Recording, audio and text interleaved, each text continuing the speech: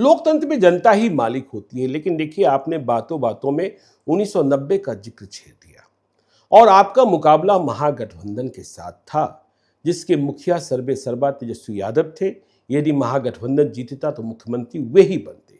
और तेजस्वी यादव इस जनादेश के बाद कह रहे हैं, देखिए उन्होंने तारीख निकाल ली थी कि 18 दिसंबर को वह शपथ लेंगे।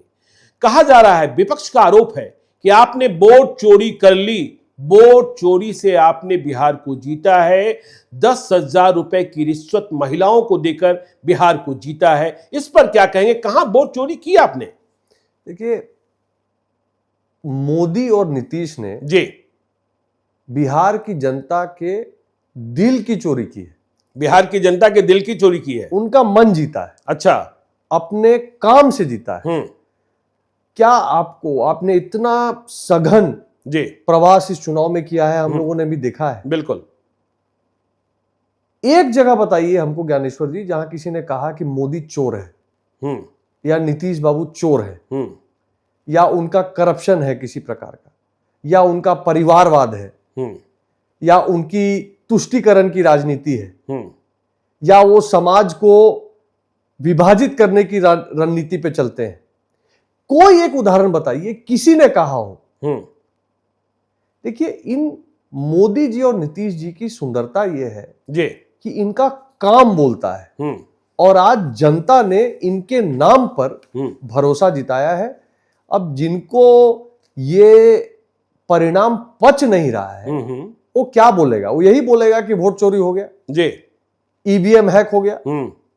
हम एक सवाल पूछते हैं। बिल्कुल। 2014 से 2025 मोदी जी का शासनकाल 11 साल का। जी, इस 11 साल में एनडीए ने अनेकों चुनाव में जनता का आशीर्वाद प्राप्त किया है, पर 14 बार पिछले 11 साल में 14 अलग अलग चुनावों में कांग्रेस और उनके समर्थक दलों की भी जीत हुई है। विधानसभा चुनाव जी। आपने एक बार सुना कि झारखंड या कर्नाटक या हिमाचल का चुनाव जीतने के बाद इंडी अलायंस वालों ने कहा हो कि नहीं नहीं ईवीएम हैक था, वोट चोरी हो गया?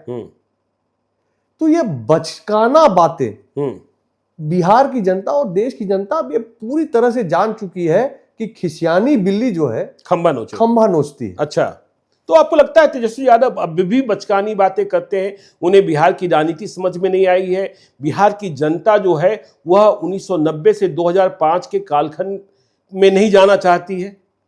देखिए, तेजस्वी यादव जी को मैं क्या सर्टिफिकेट दूं? तेजस्वी यादव जी बिहार के सबसे युवा उप मुख्यमंत्री होने वाले व्यक्ति हैं। जी, नीतीश कुमार ने ही बनाया। तेजस्वी यादव जी का अपना अनुभव है। तेजस्वी यादव जी के बड़ा फैन फॉलोइंग बिहार में। बिल्कुल।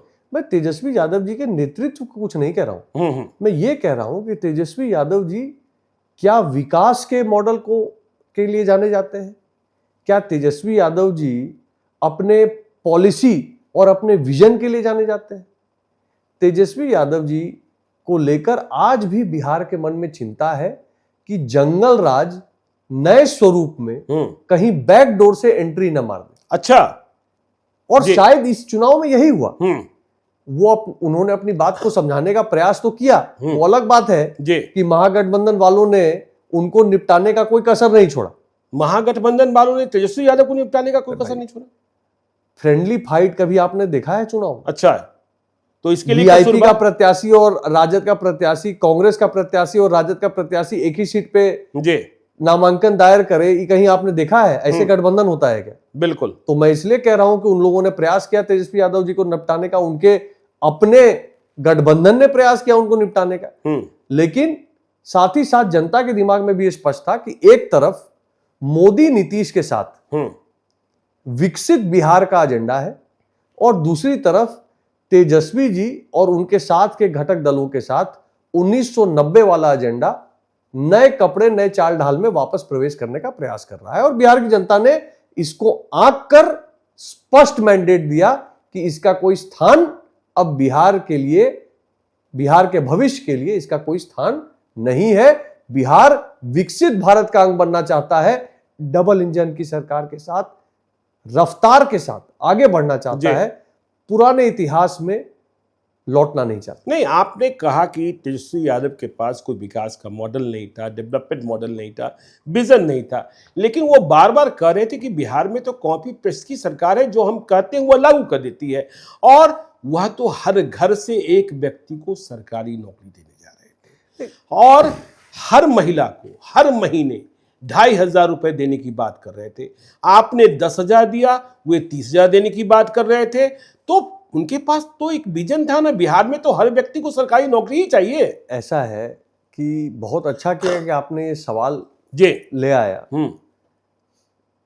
आज लोग चर्चा कर रहे हैं जीविका दीदी के माध्यम से जी महिलाओं को स्वरोजगार की ओर प्रेरित करने के लिए जो सरकार ने एक स्कीम लाई और जिसका पहला इंस्टॉलमेंट एक तरह से दिया गया, इसकी चर्चा लोग भरपूर कर रहे हैं। लोग ये भूल जाते हैं कि चुनाव के बीच में तेजस्वी यादव जी ने पूरे बिहार के 1,86,00,000 परिवार हैं।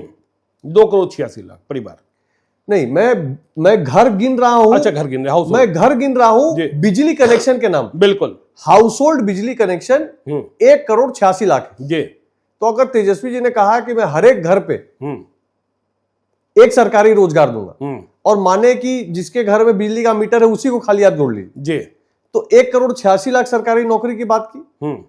ये मान ले कि करीबन 25 लाख लोग ऑलरेडी सरकारी रोजगार में हैं, उसको भी आप हटा दीजिए जी, तब भी तेजस्वी यादव जी 1.5 करोड़ से अधिक लोगों को सरकारी रोजगार देने की बात कह रहे थे। और यही कारण है कि बिहार की जनता पूरी तरह से समझ गई कि ये आदमी सिर्फ छलने का प्रयास कर रहा है। तेजस्वी यादव बिहार को छल रहे थे, महागठबंधन बिहार को छल रहा था। अरे भाई, 1.5 करोड़ सरकारी रोजगार जी, क्या एक प्रदेश में, देश के किसी प्रदेश में हुआ है क्या? क्या यह संभव है क्या? भारत सरकार के कुल कर्मचारियों की संख्या 50 लाख। तो मतलब ये तो बेतुकी बात भी है, और ये तो वही कर सकता है जिसका एजेंडा झूठ बोलने का, भ्रम फैलाने का और छलने का हो।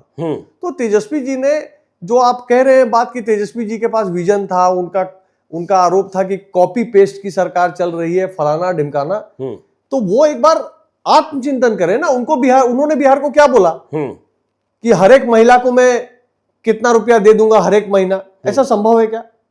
2,500 रुपए हर महीने। 1.5 करोड़ लोगों को सरकारी रोजगार संभव है क्या? तो बिहार की जनता इस बात को समझती है कि काम करने वाला कौन है और प्रलोभन देके शोषण करने वाला कौन है।